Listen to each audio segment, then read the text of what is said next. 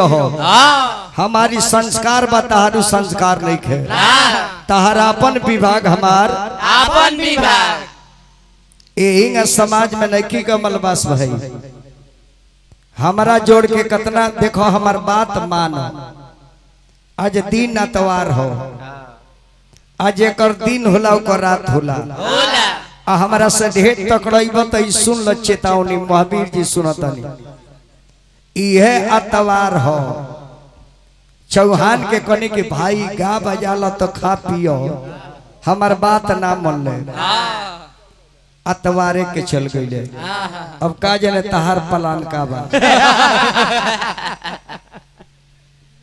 हमार बात जे ना माने ला अतवारे के जाला अब का जने तहार पलान का बा हो सकत है कि बंद भइला के बाद तार का हमने को पर हिलावे के पड़ जा चंदा जोर के दुर्गा जी के ने भाषण करे सोन ओने ओने तहरा के दहवान करे सोन। पार्वती जी जंगल में बैठल बाड़ी महादेव कने के देवता लोग अगर वो लड़की हमरा से शादी करे के कहतिया तब पहले लड़की के परीक्षा लिहल जाओ और परीक्षा में पास हो जाए तो शादी करो अब परीक्षा में फेल हो जाए तो शादी ना करो। देवता लोग के बाबा रुआ विश्वास कैसे करो अतरुआ जाके हमार शिकायत करी काहे कि शिकायत कैला से ही बड़ाई बाहर निकलेला। गांव में कौन मुखिया जी के बड़ाई मत करी अगर इलेक्शन में वोट मांगे के बाद तो कैंडिडेट के बड़ाई मत करी बड़ाई करे तो वोट के पता ना लगी जाके कहिए हो हम वोट मांगे आइल बनी लेकिन आदमी निमन ना हो अगर 5 गो लड़का खड़ा होके कह दे चुप से जइब आकि तार व्यवस्था बानी सो तब बुझा जे उतना वोट गारंटी बा लगभग कह जे राजा हुआ निमन हुआ राजा हुआ निमन तो लोग कह कि ना ना वो करे कौन पार्टी हो तो कह जे तोहरे संगे बानी। अब देवता लोकल के हमने के जाता नहीं देवी के लगे राव शिकायत करे के बाकल के हाँ इतना शिकायत कर लो इतना करो लो जो लड़की कह दे कि ना ना जाना चक्कर में मानो बेकार बा नारद जी के बात हम ना मानो आज के बाद महादेव को हम तपस्या छोड़ दे तार के विधवत सुनाए भाई बैठ के सुनी खाली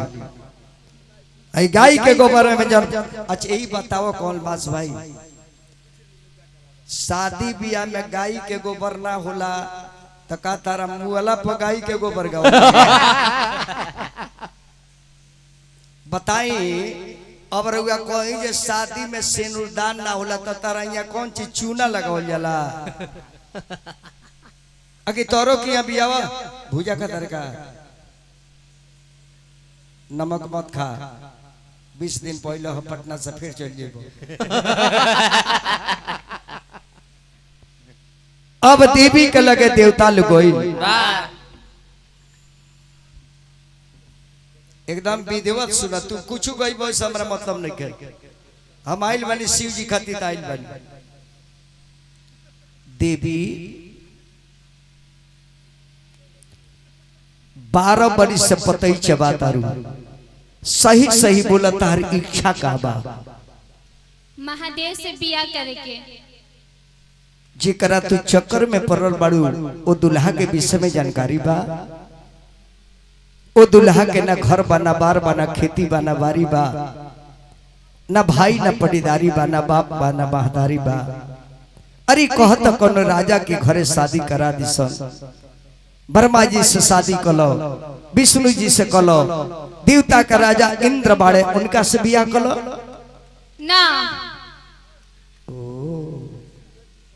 इकावना खापड़ा में के जन्मल बिया रे तो सुन लो पगला के विषय में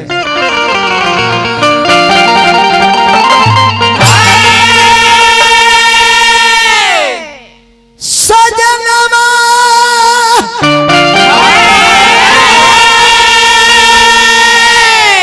तोहर पागल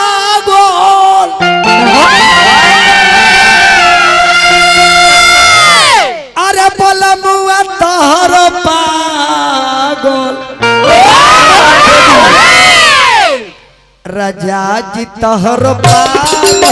होई रे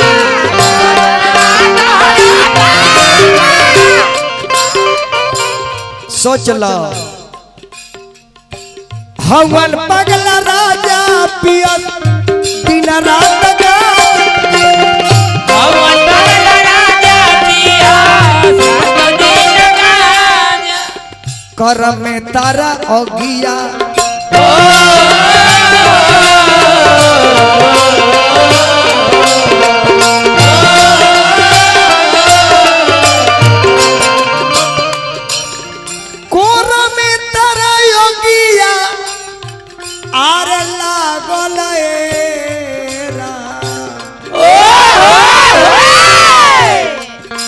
भगिया में तारा योगिया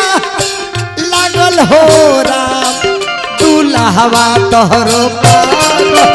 होई रे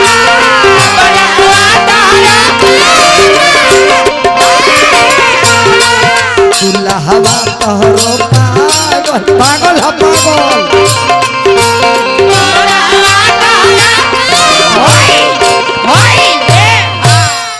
अब मनलू रउआ लगे कोनो काम धंधा नहीं खे का रउआ जाई ना अपन देखी एजा बैठ के बकवास कइले बानी जाई अपन रास्ता देखी तो सुना देवी सुनाई को बात शादी तो होइए जाई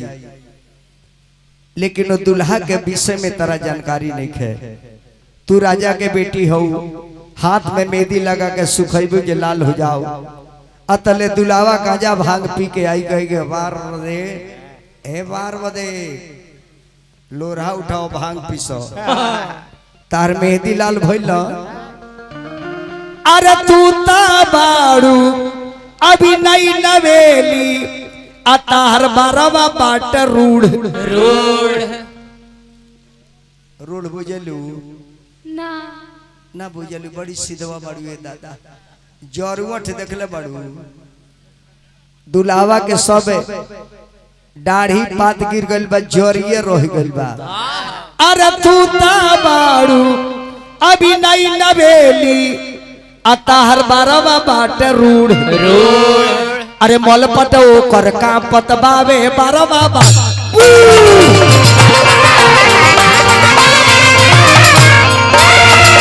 मल पटो कर का पतबावे दुलावा बाट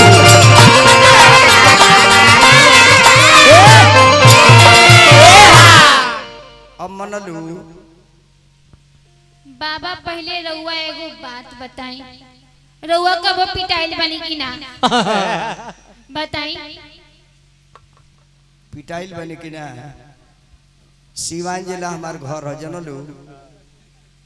मुफस्सिल थाना सिवान हमहू बेअसना ही पिटाए वाला चौपल जूता चले वाला हम घर घर के खिलौना है समझली नू समझलू नू विवेक बाबा होश में आ जा अरे साची बात एगो बानी बतावत सबसे बाट गुड़ गुड़ बा उनका घर में जब एगो कांड होई कांड होई अरे पहले तो एगो बबुआ होई है अरे पहले तो एगो लइका होई जेकरा होई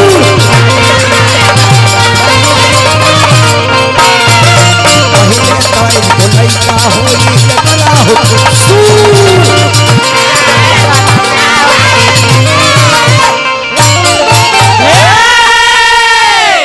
अब मनलू हमार मन करत नु और हारी से कपार फोड़ दे